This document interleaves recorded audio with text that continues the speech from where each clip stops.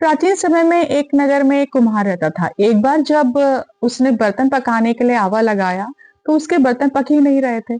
वो राजा की मदद के लिए गया। राजपुरोहितों ने उसे एक बहुत ही कठोर उपाय बताया। उन्होंने कहा कि जब भी आवा लगाया जाए, नगर के एक बच्चे को उस भट्टी में समर्पित करना होगा, तभी बर्तन पक सकेंगे। राजा के आदेश पर यह क्रूर परंपरा शुरू हो गई और बारी बारी से नगर के परिवारों से बच्चे लाने लगे। एक दिन एक बूढ़ी विधवा माँ की बारी आई। उसका एक ही बेटा था और जो उसके जीवन का एकमात्र सहारा था। संयोग से उसी दिन सकट चौथ भी था। उस माँ का दिल बहुत दुखी था, लेकिन राजा की आज्ञा टालना असंभव था। उसने अपने बेटे को तैयार किया और रक्षा कवच के रूप में उसे एक धूप और सुपारी दी। उसने बेटे से कहा कि घबराना मत, सकट माता का ध्यान करना, वो तेरी रक्षा करेंगी। कुम्हार ने उस बच्चे को आवे में बिठा दिया और आग लगा दी।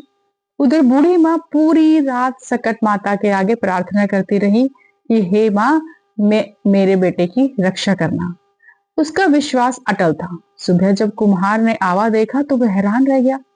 भट्टी एकदम ठंडी थी और वो बच्चा अंदर सुरक्षित खेल रहा था। सकट माता की कृपा से आंच का उस पर कोई असर ही नहीं हुआ था।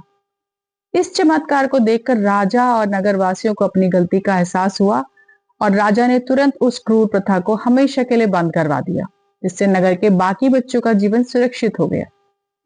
तभी से ये माना जाता है कि जो माँ सच्चे मन से सकट चौथ की व्रत करती है, उनकी संतान पर आया हर संकट गणेश जी दूर कर देते हैं।